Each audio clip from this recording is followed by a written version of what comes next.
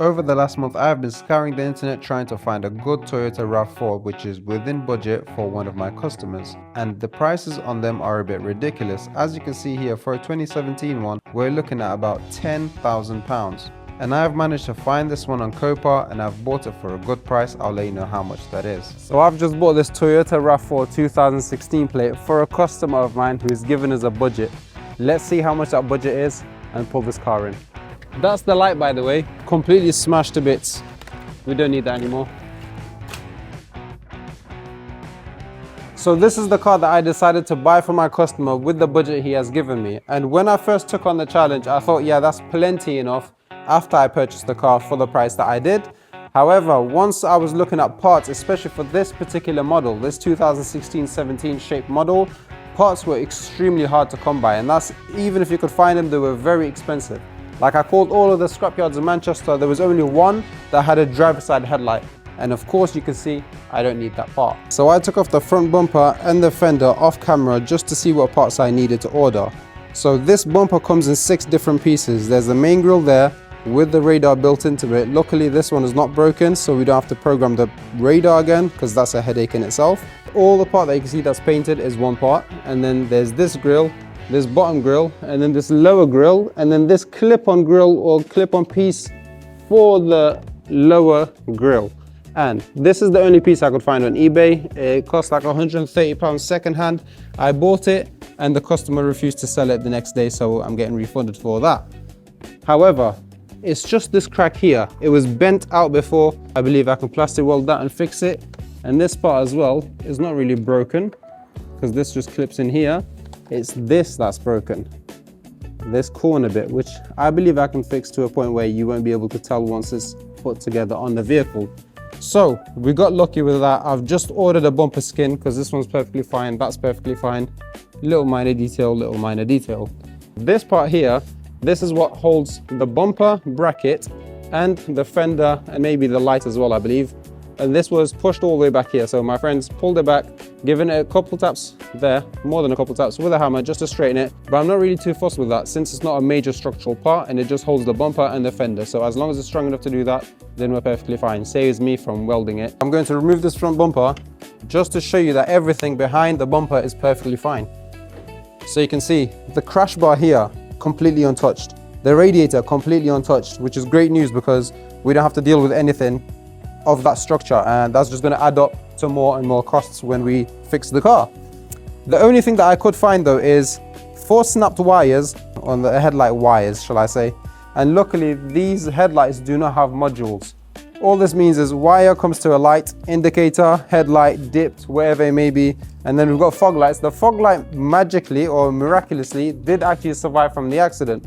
So I've got that, all the sensors, literally nothing apart from these 4 wires. So I think we've got off very, very lucky on this vehicle. And there's another thing. This car comes with full service history from main dealer. So thank you to whoever owned this vehicle previously. The last service that was done by a main dealer was 5,000 miles ago. But like I said, we are going to be doing a full service on this car. So that's oil filter, air filter, cabin filter, and diesel filter. Just so when the customer comes to pick it up, it's just a turnkey and he can go about his business without worrying about the car. And I think this vehicle, the accident took place on a motorway. And if I show you this one thing, you will know why I think that. Because of this heat blanket. How many times have you seen on the side of a motorway when somebody's broken down? That's the first thing they give them to keep them warm. Now I'm going to be taking apart this bumper and just seeing if I can fix this grille and then this one at the bottom as well. And while I'm doing that, a little update on the BMW. And she sat right there. We did a lot of work on this vehicle. I was hoping that it would be a completion video where we get the car running perfectly. We could take it for detailing, get it looking nice and clean again. However, the car had different plans. And that turbo rattle that I was mentioning in the previous video where the car had it and now it's gone, is actually the same rattle that the car sat with for a year. My brother's taken the car for a good spin. He thinks that will fix it, and now he's rang me and saying come down here. Let's see what's wrong with him.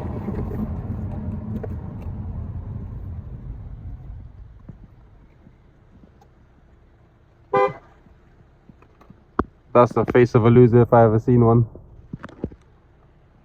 Yeah, he's messed up. Engine's gone. Tapping like a motherfucker. Sounds like it's got a bag of spanners inside it. So we fixed all the boost leak issues. We did a service on it, new spark plugs, everything. So then we found out when the car was boosting fully that the actual rattle was the bottom end on it. So now the bottom end is gone. It needs a full engine rebuild. We're either looking down the routes of rebuilding the full engine and going for big power, or just get another engine on it and then seeing how it goes. So the engine is messed up. Very badly. Engine's very badly messed up, yeah. So we'll see what we can do with it. But right now we're just looking out for donor cars or possibly rebuilding it. So we'll see what happens. While you were getting that update, I was taking the bumper off piece by piece, and this is what we're left with. Turns out there was actually 7 pieces to the bumper. So you can see now 1, 2, 3, 4, 5. This part, like I said, is separate. You can see with the clips there. 6, 7. And that's not including the fog lights that go inside it. That's not the number plate, by the way. There's a plate that holds the number plate, so you don't screw directly into the bumper.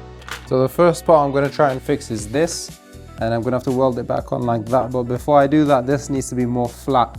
If you see this side, see how flat that sits, and this one, the line's almost faded out. So I am going to be heating it up and just trying to flatten it. All I'm doing here is just heating it up with the blowtorch and trying to manipulate the plastic to bend it back to its original shape with a bit of force. That's a lot better. See at the front? If I just weld it like that, it will barely be noticeable. Now that we had a good base to go off, I start plastic welding it and fusing the plastic back together. There we go, melts in. Twist it and let it set.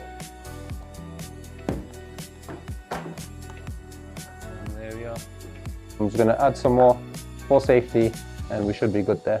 Now, that's the join there. We've just fixed that. I'm happy with that. Once that's on the car, you will never be able to see it.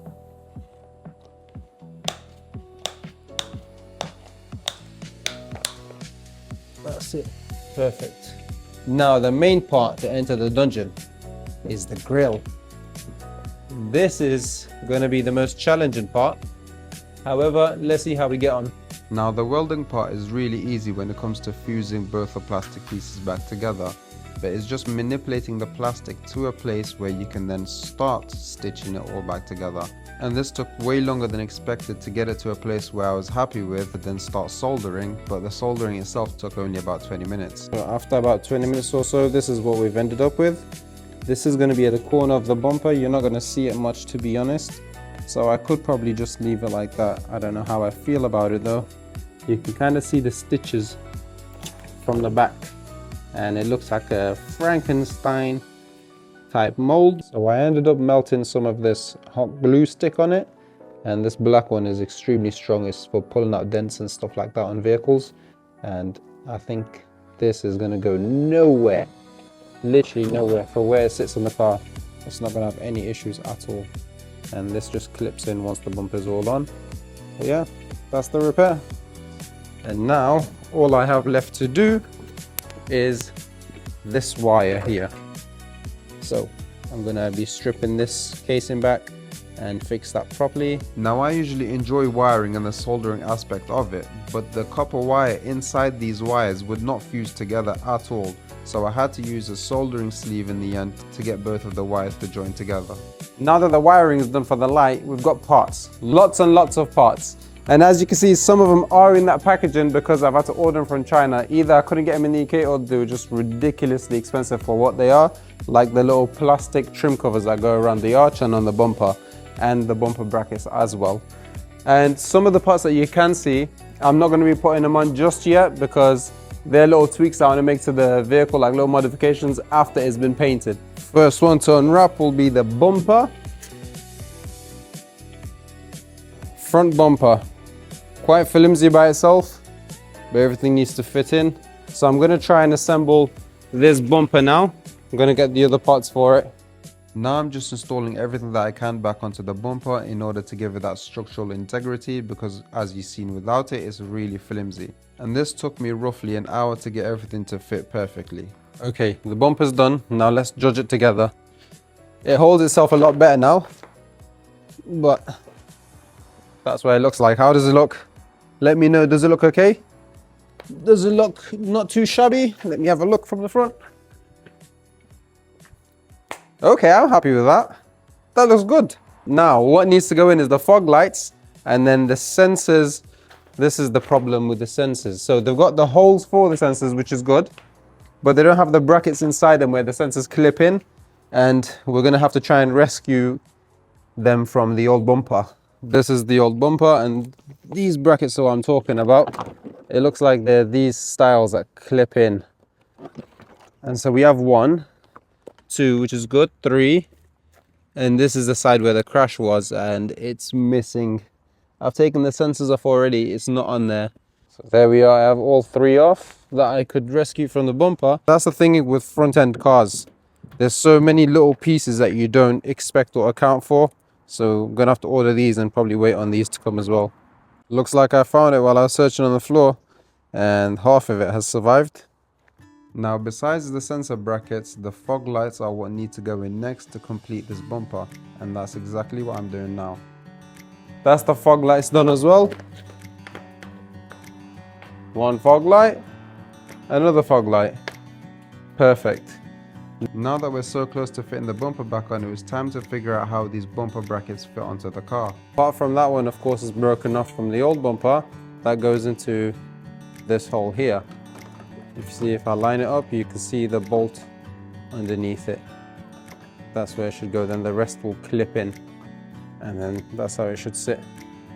Okay, now that we know, let's get it assembled. In order for me to put the bracket on for this side, I'm gonna have to reinstall the headlight. And in order for me to reinstall the headlight, I'm gonna have to put these wires back where they should go. These are simply ground wires that attach to the car's body, and then just tighten all this up and make sure it's all good for the headlight to go on, and then all the wiring, then the brackets, and then hopefully we can clip the bumper in. Once again, thanks to the power of editing, I'm not going to make it look like this is a straightforward job and it was nice and easy, everything went on bing bang boom. I must have taken this fender off a million times in order to get it to fit right, and also to make sure that nothing underneath the fender is missing, that I'm not missing anything out, nothing should go before the other. It's simply just a process that you have to work through. So far I've got the fender on finally, or the wing shall we say, and I'm happy with the alignment. It's not hitting the dirt at all anymore, and the lines look pretty good.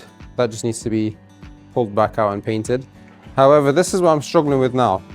So if you can see, this hole here lines up pretty much because I haven't fingered it, I haven't tightened the bolts down properly, but this one is the one I'm having an issue with. I could still get a bolt in, but it's gonna go all wonky and stuff, and it's gonna probably bend the fender because this is weaker metal than this. This is the gap I have. It's about one finger's width, and I need to bend this straight in order to match with this, rather than this being pulled in by this, and then it won't look nice. But everything else seems to be fine so far, but I need to get that straightened out before I can put it back on. So I took this panel off and I hammered it a little bit. Now it sits a lot more flush, and I'm pretty happy with the fitment now. Both bolt holes line up semi-what decent, better than before, a lot better than before. And I'm gonna put in a bolt here, then I'm gonna try and see how the headlight fits. Luckily the headlight slotted right into its place very easily, and now it was time to test the wiring.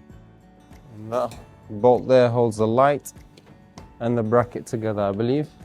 Let me see if the light works.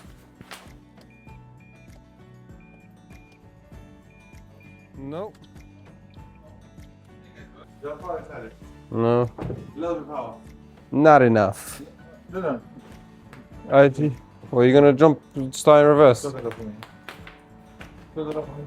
Let's see if he can jump start it in reverse or bump start it.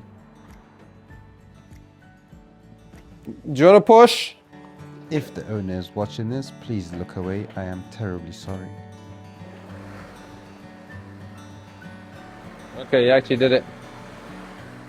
Well, daytime running light's working. Now, to determine why the headlight wasn't working, I decided to switch the bulbs around and see if that was the issue. Oh, looks like my wiring's bad because this side's working.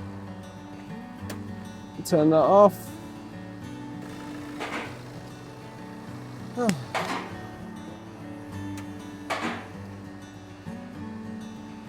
See, this light's working, so my wiring's bad.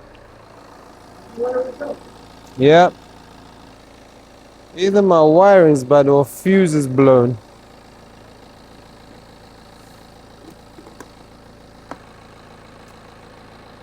And these two. Yep, fuse.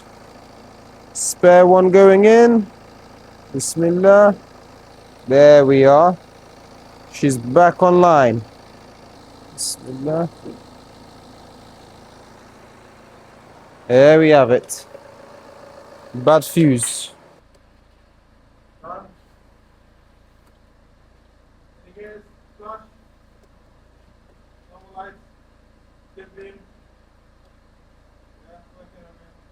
Thank you. And now I'm going to fit the brackets on either side. Since the fender and everything else was in its place, the easiest part to put back on was the brackets. They just had 2 clips and then 1 bolt that holds the headlight as well. I'm going to test fit the bumper.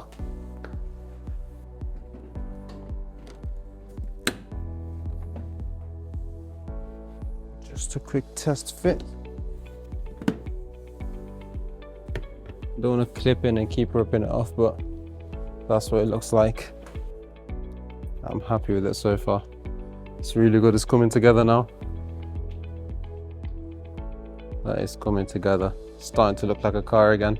I haven't clipped the sides in. That's because the body shop's most likely going to be taking the bumper off in order to respray it. The body shop's also in charge of fixing the bonnet for us and aligning it. But yeah, this is what it's looking like. It's not bad. Not bad at all. Now let's see if we can start it. Oh God. My brother's not even here to bump start it for me again. Bismillah. Oh, would you look at that? Fantastic battery. It only charged for a couple of minutes. I left it running. But it's time to park it up and then take it to the body shop.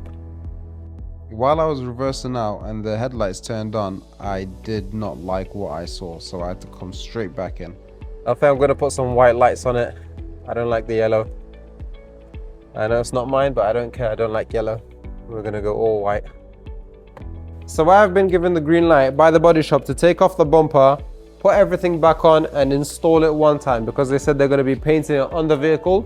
And luckily, I've received the clips for the sensors, so we'll be putting that all back in place, put the bumper back on once and for good, and then hopefully we don't have to take it back off and it can get resprayed.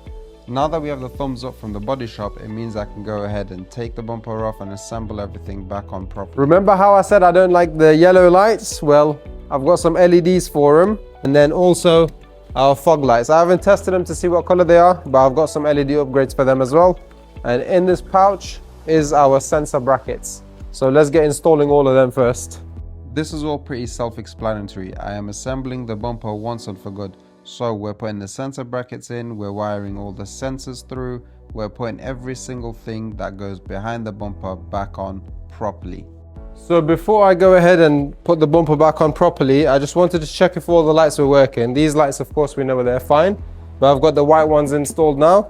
And I've got the LED ones installed in the fog lights, but they weren't working. So I switched them out with the old ones. They still weren't working. And this is the culprit. Blown fuse. Yeah, there you are. That was underneath the dash panel. And it's a 10 amp fuse. I'm going to be changing that now. And then hopefully, just like the old one, if you remember, same situation there with the front headlight that wasn't working. So I'm going to switch out and let's see if they turn on.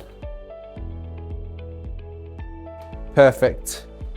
Nice white fog lights. Now it's becoming evident that once the car was in a crash and those wires snipped and touched each other, it must have blown both of the fuses for the headlight and the fog lights. Now that we know we're gonna get it painted, let's get this car fully serviced. And once it's serviced, then we can take it to the paint shop. And then there's a little few extras that I want to do. Maybe before it goes to the paint shop, because we've been booked in for Thursday and it's currently Saturday. So hopefully a space opens up and we can take it a little bit earlier. But there's some few little minor adjustments I want to make to this car before I give it to the owner. And now it's in the ramp bay. I'm going to be replacing the fuel filter first of all, which is this hunk right here. Never changed one before. Don't know how we're going to change it, but we're going to have to change it. Let's take this first. Let's take this out first of all. Now, before taking this off, I had no idea how to do this at all. But like my dad always said, put on dirty clothes, tackle it, and you can always figure something out. I've searched everywhere online. I can't find anything for this exact model because I'll show you what my issue is. I have these two filters. This says fuel filter on it, and this is how it comes. So you can see this is a complete metal unit. It looks very different, and everybody uses a vise to get that off. They take the whole thing out like I did, and then they put it on a vise. However, I've just left it on there and I've clamped it tighter than it was before, just so I can see if I can get this off like so, because I don't have a vise. Okay. Oh God, there is a filter in here. This car has been well maintained, very well maintained. However, this fuel filter, now you make of that what you want. Nice and gently. Nice and gently. Oh, does it look like ours? I don't know how good that is. There's just dirt accumulation, I'm guessing. And now it's hurting from the diesel. That's right, soak that up, big man. Oh! Okay, now we have a gasket with this. A seal. A green one at that. And we have an orange one over here. I think just for safety, I am going to replace it. Bismillah. And now, same roll in reverse. There's the pipe, and it clips back on, just like so. Let's get this filter now. There we are. That's how it's supposed to be set. This job was not really hard at all. It was just about figuring it out, and then it was pretty smooth sailing from there on. Now it was time to prime the filter. And what this priming is going to do is going to fill up the diesel filter. And the diesel filter, of course, was dry, so it's going to be soaking up some of that diesel. I'm going to make sure there's no leaks. Nothing, mate, nothing. It is going to be a bit hard to start at first. Bismillah. And there we are. And once again, beautiful. Beautiful. All right, got a lot more to take care of. Gonna lift that up. And where's the diesel? Sorry, the oil filter. I don't have a clue. Ah, it's here. So underneath the hatch, there's a 17mm bolt that we're going to be getting off. Oh my God. Oh. Now we're at the dripping stage, so we can put the oil plug back on. Anywho, without further ado, let's get this oil plug back in. Let the last drop come out, and we're gonna go tidy-whitey. Whoever put it on last time was the Incredible Hulk, because it would not come off. Now that the oil was drained, it was time to put all of the undercovers back on, all of the clips, and then lower the vehicle to top up the oil. Now it's time to change the oil filter. Okay.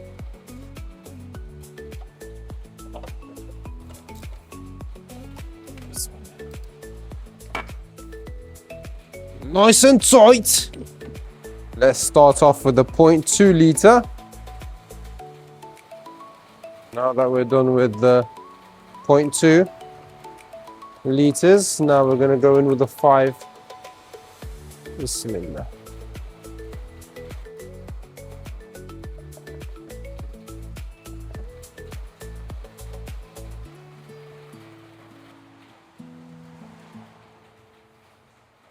Check the oil now. Back out. And we are perfectly full. Beautiful. That's that. Where's my manners? Sorry, love.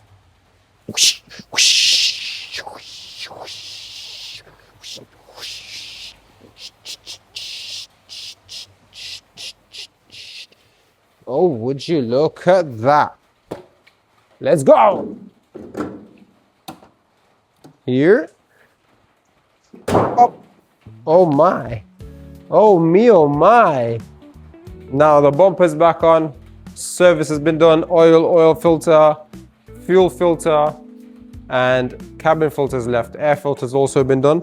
But I'm not gonna install the little plastic trims that go onto the bumper and the wheel arch. So we're not gonna be doing that until it's painted. So let's see how this car looks once it's painted. Well, looks like it needs cabin filters, that's why it's not changing color. This comes undone here, then you push these tabs in, and then you pull it down. That's that side done.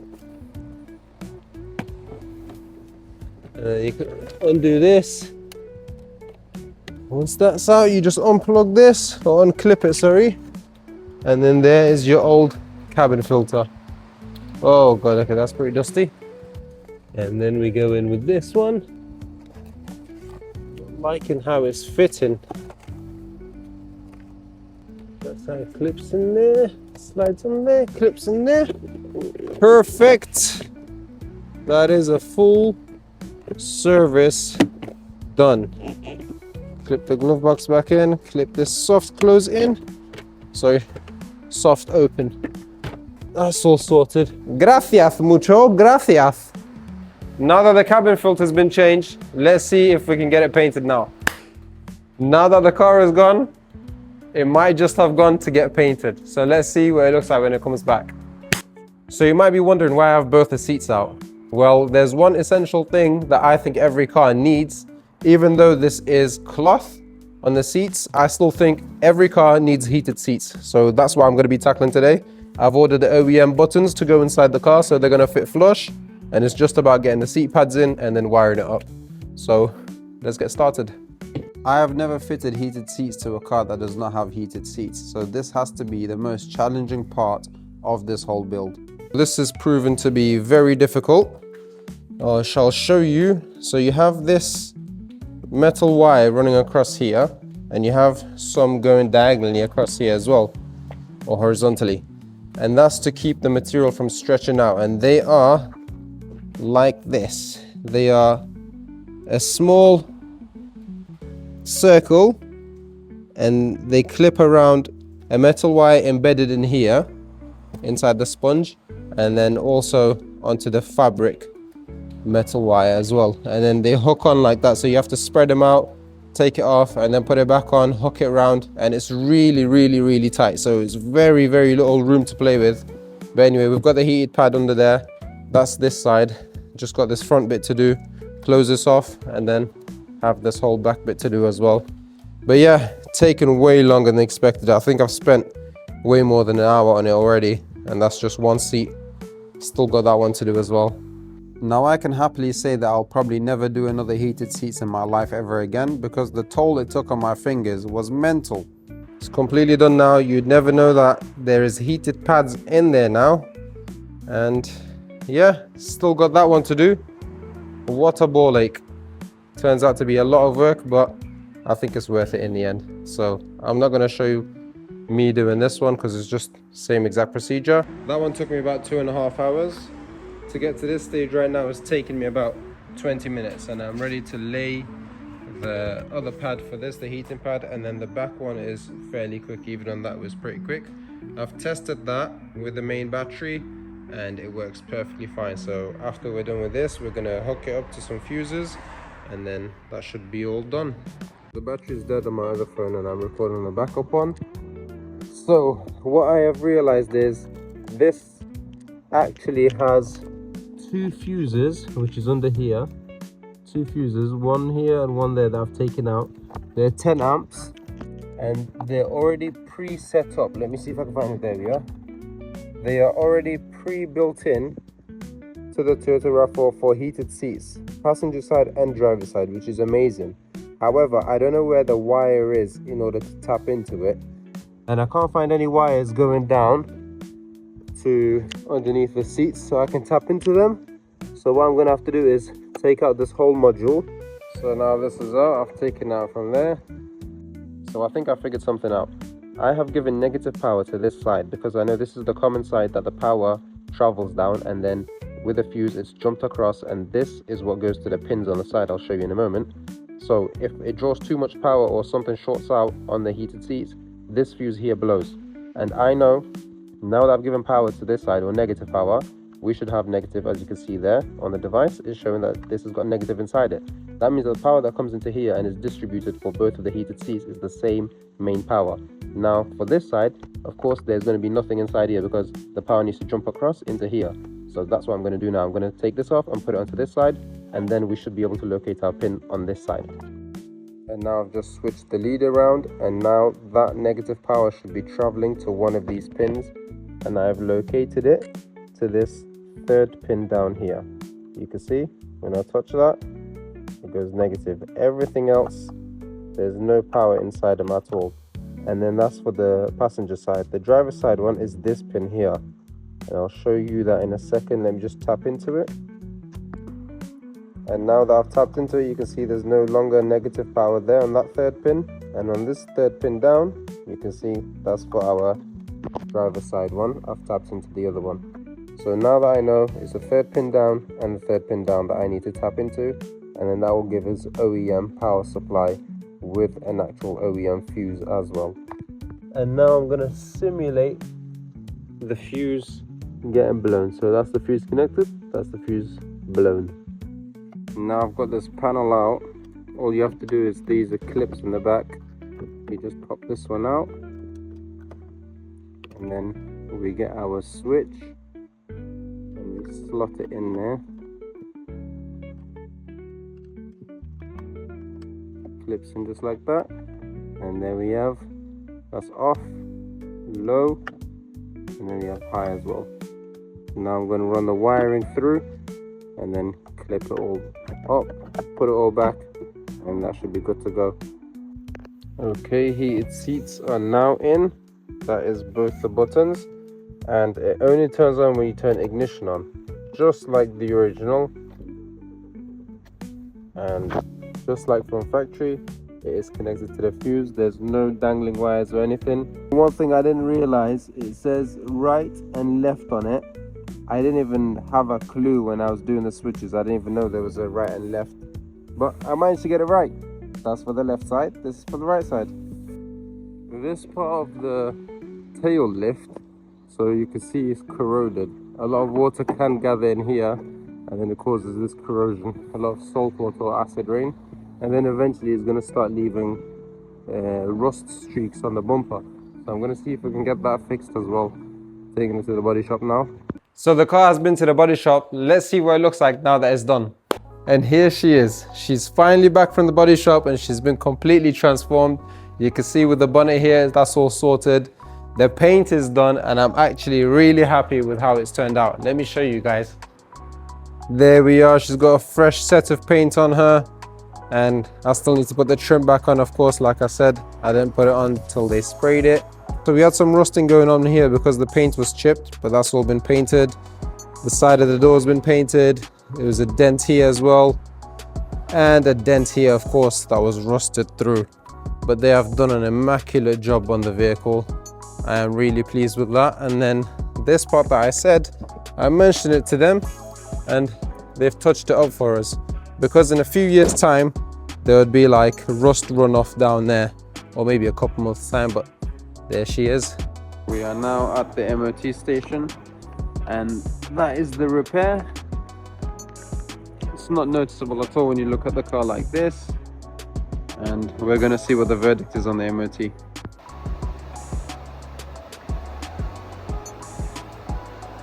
That's our MOT passed with no advisories at all. The car is in perfect mechanical condition. Amazing. So this is one of the upgrades I want to do to the car, which is these mud flaps. It isn't anything crazy, but I think on this SUVs, it looks really nice because it makes the car look like it's sitting lower. So this is gonna go on all the way around the car, and I'll show you how that looks. That's them installed now. You're not really gonna get the full picture until the car is lowered. However, I'm going to be replacing all of these center caps with some brand new ones that I've bought because the other ones were broken. Don't mind my dirty fingers. I'll pop the old ones off, just like that.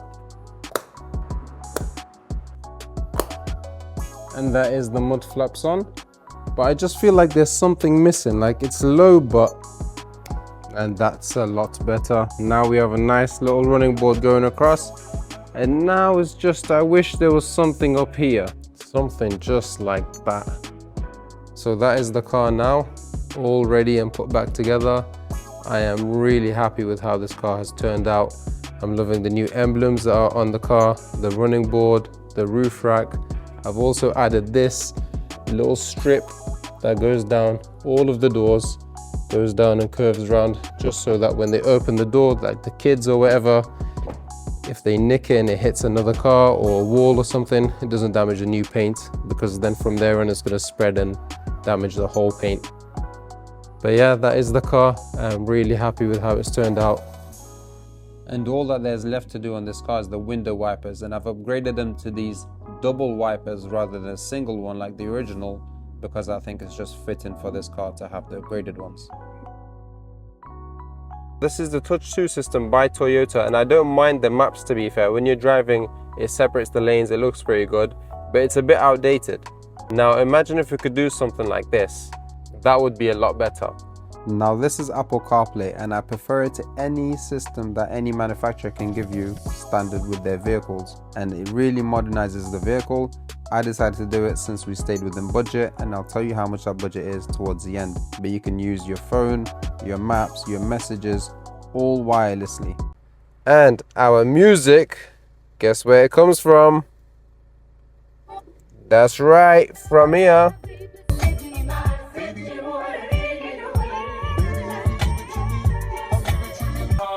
Which one is gonna catch my flow? Cause I'm in the vibes and I got my dough.